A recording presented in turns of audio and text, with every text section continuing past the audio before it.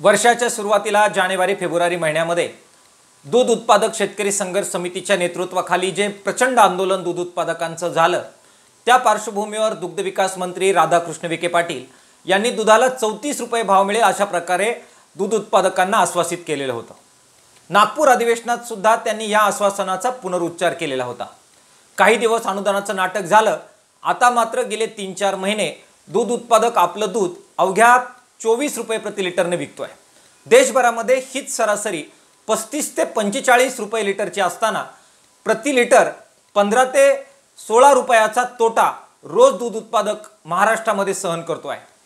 दुग्ध विकास मंत्र्यांना आपला शब्द पाळता येत नसेल, त्यांची ती क्षमता नसेल, तर त्यांनी ह्या पदावर राहू नये, दुसऱ्या एखाद्या कार्यक्षम माणसाला हा कारभार द्यावा आणि हे पद मोकळं करावं, अशा प्रकारची मागणी करण्याची वेळ आज महाराष्ट्रातल्या दूध उत्पादकांवर आलेली आहे।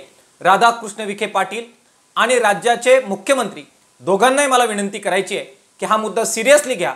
तो जर घेतला नाही तर महाराष्ट्रभर पुन्हा एकदा दूध उत्पादक रस्त्यावर उतरतायत, ते अधिक ताकदीने उतरतील आणि राज्य सरकारला या सगळ्याचा परिणाम भोगावा लागेल।